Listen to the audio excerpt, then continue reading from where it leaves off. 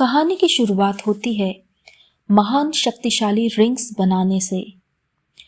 19 ring बनाई गई, 3 elves को दी गई जो अमर हैं, सबसे बुद्धिमान और सबसे निष्पक्ष भी।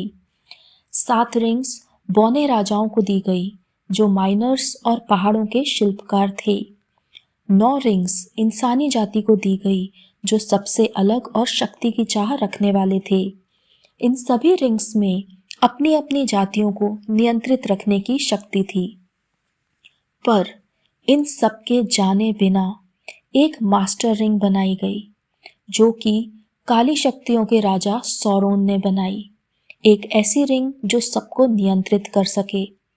मॉर्डोर में डूम ज्वालामुखी के अंदर सौरोन ने रिंग बनाई और एक एक करके सारे राजाओं को जीत लिया। पर इस बार एल्फ और इंसानों ने मिलकर जंग लड़ी और मॉर्डोर की आर्मी से मध्य पृथ्वी को आजादी दिलाई। जीत करीब थी, मगर रिंग की शक्तियों का सामना करना बहुत मुश्किल था। तभी राजा के बेटे ने सौरोन की उंगली काट दी और रिंग नीचे गिर गई। सौरोन हार गया। अब इंसानों के पास काली शक्तियों को हमेशा के लिए मिटाने का मौका था, पर राजा के बेटे ने उस रिंग को नष्ट नहीं किया। एक रिंग की अपनी इच्छा शक्ति होती है और अपनी शक्तियां होती हैं। जब वह राजा उस रिंग को लेकर अपने देश जा रहा था, उस वक्त उस पर हमला हो गया और वो रिंग पानी में गिर गई। 2500 साल बाद इस रिंग के बारे में सब भूल गए, पर मौका मिलते ही उस रिंग ने एक नए जीव को फंसाया जिसका नाम था गोलम। रिंग ने उसे अपने काबू में कर लिया और वह उस रिंग को बेशकीमती कहने लगा।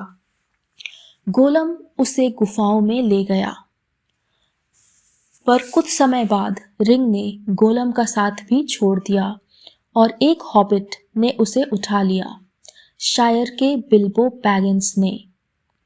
60 साल बाद एक विजार्ड यानी कि जादूगर गैंडल्फ और फ्रोडो बैगिंस मिलते हैं। गैंडल्फ शायर आया हुआ है क्योंकि उसके दोस्त बिल्बो बैगिंस का जन्मदिन है। वो आज 111 साल का हो गया है। बिल्बो गैंडल्फ को देख के बहुत खुश होता है और कहता है कि उसे माउंटेन्स देखने हैं। वो थक गया है, इस सब से दूर जाना चाहता है और वापस नहीं आना चाहता। पार्टी शुरू हो जाती है। बिल्बो स्पीच देता है और कहता है कि अब मैं जा रहा हूँ। वो वहीं रिंग निकालता है और उसे पहनता है और पहनते ही गायब हो जाता है। सब हैरान हो जाते हैं। बिल्बो अपने घर आ जाता है। रिंग उसके पास है पर वो उसे छोड़ नहीं पा रहा। असल में वो रिंग बिल्बो को छोड़ नहीं रही है। गैंडल्फ कहता है कि इसे फ्रोडो को दे देना चाहिए। वो उस रिंग को वहीं छोड़ देता है और चला जाता है। गैंडल्फ को उस रिंग में अग्नि से बनी एक आंख दिखाई देती है, इसलिए वो उसे नहीं छूता। फ्रोडो वहां आ जाता है। उसे पता चलता है कि बिल्बो जा चुका है और उसका सारा सामान और रिंग अब फ्रोडो की है। गैंडल्फ वहां से चला जाता है। तभी गोंडोर के ज्वालामुखी से काले घुड़सवार शायर के लिए निकलते हैं। वो बैगिंस को ढूंढ रहे हैं। ये रिंग ही इनको नियंत्रित कर रही है। तभी गैंडल्फ फ्रोडो के पास उस रिंग के बारे में पता करके आ जाता है। रिंग को आग में डालता है और उस पे वही लिखावट होती है, एक रिंग सब पर राज करने के लिए। ये रिंग राक्षस के राजा सौरोन ने बनाई थी। 60 साल से ये रिंग बिल्बो के पास थी, पर अब रिंग जाग गई है। उसने अपने मालिक को पुकार लिया है। सौरोन की आत्मा रिंग से जुड़ी है। मॉर्डोर में उसका किला दोबारा बन चुका है। वो इस रिंग को ढूंढ रहा है। ये रिंग भी सौरोन को मिल जाना चाहती है। फ्रोडो, उसे ये रिंग नहीं मिलनी चाहिए। इस रिंग को शायर से बाहर निकालना होगा। फ्रोडो और सैम, जो कि फ्रोडो का दोस्त है, वहां से रिंग को लेकर चले जाते हैं, पर कभी भी घुड़सवार शायर पहुंच सकते हैं। रास्ते पर फ्रोडो और सैम को दो और दोस्त मिल जाते हैं और अब चारों मिलके उस गांव की तरफ जाते हैं जहां गैंडल्फ ने उन्हें मिलने को कहा था। तब तक गैंडल्फ भी अपने गुरु सोरोमन से मिलने के लिए निकल जाता है। शायर से निकलते ही फ्रोडो और उसके दोस्तों को घुड़सवार के होने का एहसास होता है। वो छुप जाते हैं। फ्रोडो को किसी भी हाल में रिंग नहीं पहननी है, वरना सौरोन को पता चल जाएगा कि रिंग कहाँ है। वो रिंग दरअसल जीवित है, उसकी इच्छा शक्ति है, वो वश में कर सकती है और अपने हिसाब से काम करवाने की शक्ति रखती है। वो अपने मालिक को दिख जाना चाहती है, इसलिए फ्रोडो को उसे पहनने की इच्छा होती है, पर सैम उसे रोक देता है। उस घुड़सवार से बच के चारों दोस्त निकल जाते हैं और उस गांव में पहुंच जाते हैं जहां गैंडल्फ ने जाने को कहा था। यहाँ गैंडल्फ अपने गुरु सोरोमन को सौरॉन और रिंग के बारे में बताता है, पर उसका गुरु कहता है कि हम सौरॉन से नहीं जीत सकते, हमें उससे मिल जाना चाहिए। सौरॉन ने अपनी शक्तियों से सोरोमन को पहले ही अपने वश में कर लिया था। जब गैंडल्फ इनकार कर देता है, तब उसका गुरु गैंडल्फ को बंदी बना लेता है और इसी वजह से गैंडल्फ उस गांव में समय पर नहीं पहुंच पाता। यहाँ फ्रोडो और उसके दोस्त गांव में गैंडल्फ का इंतजार कर रहे होते हैं। वहाँ एक आदमी स्ट्राइडर है जो इन चारों हॉबिट्स को बहुत ध्यान से देखता रहता है। तभी फ्रोडो का दोस्त पिपिन सबको बताता है कि उनके साथ एक बैगिंस भी है। फ्रोडो दौड़ के उसे चुप कराने जाता है क्योंकि गैंडल्फ ने कहा था कि अपना असली नाम किसी को मत बताना। इसी जल्दी में फ्रोडो गिर जाता है, उसके हाथ से रिंग उछलती है और जैसे ही वो उसे पकड़ता है, रिंग उसकी उंगली में चली जाती है और वो गायब हो जाता है। अब सौरोन को फ्रोडो दिख जाता है और फ्रोडो को सौरोन दिख जाता है। वो एक आग की आंख के जैसा दिखता है। वो उसे कहता है कि मुझे पता है तुम कहाँ हो। फ्रोडो जल्दी से रिंग निकालता है और वापस दिखाई देने लगता है। काले घुड़सवार जान जाते हैं कि रिंग कहाँ है। तभी स्ट्राइडर फ्रोडो को एक कमरे में ले जाता है और कहता है कि मुझे पता है तुम्हारे पास क्या है, और वो जानता है कि फ्रोडो के पीछे कौन पड़ा हुआ है। वो उन चारों को काले घुड़सवारों से बचा लेता है और कहता है कि हम गैंडल्फ का इंतजार और नहीं कर सकते। वो सब सुबह होते ही जंगल की तरफ निकल जाते हैं। ये सब एल्फ्स के यहाँ जाने के लिए सफ़र करते हैं। रात में वो एक गुफा में रुकते हैं। स्ट्राइडर उन सबको हथियार देता है और कहीं चला जाता है। फ्रोडो सो जाता है, पर उसके 3 दोस्त आग जला के बैठ जाते हैं। फ्रोडो जागता है और आग बुझा देता है, पर तब तक सौरोन के आदमियों ने रोशनी को देख लिया था और उस गुफा तक आ जाते हैं। चारों दोस्त हथियार लेके लड़ने को तैयार रहते हैं। तभी फ्रोडो रिंग पहन लेता है, पर फिर भी वो सौरोन के आदमियों को दिख जाता है। तभी स्ट्राइडर वहां आके उनसे लड़ता है, पर फ्रोडो को तलवार लग जाती है। वो घायल हो जाता है। स्ट्राइडर फ्रोडो और उसके दोस्तों को आगे ले जाता है।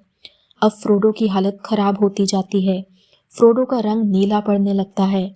सैम स्ट्राइडर से पूछता है कि इसे क्या हो रहा है। तब स्ट्राइडर कहता है कि ये भी सौरोन की तरह राक्षस बन रहा है, हमें इसे जल्दी बचाना होगा। तभी वहाँ एक एल्फ आती है। वो स्ट्राइडर को जानती है। वो कहती है कि वो पिछले 2 दिनों से उन सबको ढूंढ रही है। वो फ्रोडो को दवा लगाती है। फ्रोडो को घोड़े पर बिठा के रिवेंडेल जाने लगती है। स्ट्राइडर उसे कहता है कि 5 राक्षस फ्रोडो के पीछे लगे हुए हैं, तुम्हें अपना ध्यान रखना होगा। वो कहती है कि नदी पार करते ही वो मेरा कुछ नहीं बिगाड़ पाएंगे। जैसा स्ट्राइडर ने कहा था वैसा ही होता है। एल्फ के पीछे काले घुड़सवार लग जाते हैं। वो नदी पार करती है और अपनी जादू से नदी में सैलाब ले आती है, जिससे वो 5 घुड़सवार बह जाते हैं। रिवेंडल पहुंच के उसके पिता फ्रोडो का इलाज करते हैं। जब फ्रोडो को होश आता है तो उसके सामने गैंडल्फ बैठा होता है। गैंडल्फ उसे सारी बात बताता है कि कैसे उसे बंदी बना लिया गया था। अब फ्रोडो के दोस्त भी रिवेंडल आ चुके हैं। सब बहुत खुश होते हैं। उन्हें लगता है कि रिंग यहाँ देके वो वापस शायर जा सकते हैं। गैंडेल्फ एल्फ के राजा से बात करता है, पर वो रिंग रखने से मना कर देता है और कहता है कि हम तो यहाँ से जा रहे हैं। गैंडेल्फ उनको इंसानों की मदद लेने को कहता है, पर एल्फ किंग कहते हैं कि इंसानों के कारण ही ये सब हुआ है।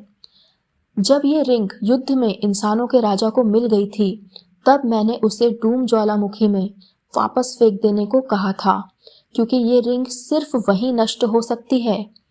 पर उस राजा ने मेरी बात नहीं सुनी और रिंग अपने पास रख ली। फिर रिवेंडल में एक मीटिंग बुलाई जाती है। वहाँ अलग अलग जातियों के सबसे ताकतवर राजा मौजूद हैं। वहाँ इंसानों के राजा का वंशज स्ट्राइडर, जिसका असली नाम एरागॉन है, वो भी मौजूद है। बोरोमिर और बोनो के राजा के बेटे गिमली और एल्फ्स भी होते हैं। सब मीटिंग में ये सोच रहे हैं कि इस रिंग को मॉर्डोर ले जाके डूम्स ज्वालामुखी में कैसे नष्ट करें। कोई तैयार नहीं होता और एक दूसरे से लड़ते रहते हैं। ये सब सुन के फ्रोडो कहता है कि मैं इस रिंग को मॉर्डोर ले जाऊंगा।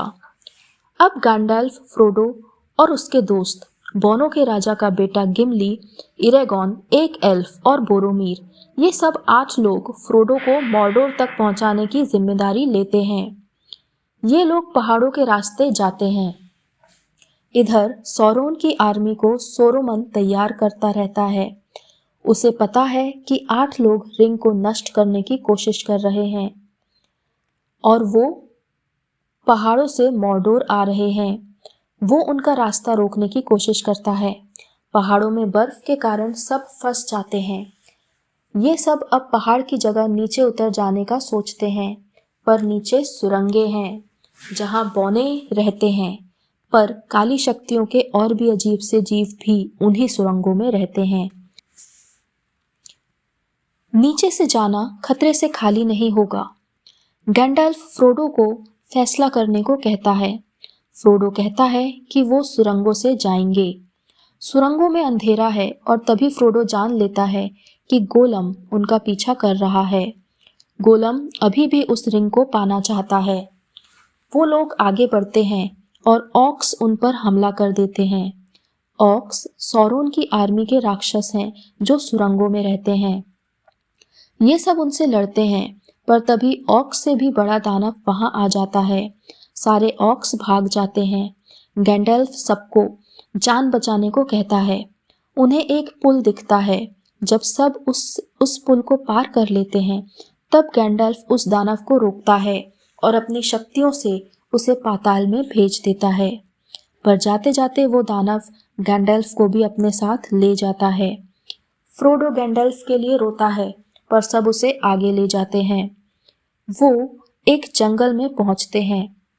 वहां एक रात रुक के आगे नाव से निकल जाते हैं। इधर सोरोमोन ने साराउन की बहुत बड़ी सेना खड़ी कर ली है। वो इस सेना को इनके पीछे भेज देता है। बोरोमीर फ्रोडो से रिंग मांगता है, पर फ्रोडो इनकार कर देता है, क्योंकि रिंग खुद से सोच सकती है, इसलिए वो बोरोमीर को ऐसा करने पर मजबूर कर देती है। बोरोमीर फ्रोडो पर हमला कर देता है। बचने के लिए फ्रोडो रिंग पहन लेता है और सौरोन उसे देख लेता है। तभी वहां सौरोन की आर्मी आ जाती है। फ्रोडो रिंग लेके भागने लगता है। तभी सैम उसके पीछे आता है। वो फ्रोडो के साथ नाव पर चढ़ जाता है और आगे के सफर पर निकल जाता है। इधर एरागॉन, बोरोमीर, गिमली और एल्फ ऑर्क की आर्मी से लड़ते हैं और इसमें बोरोमीर मारा जाता है।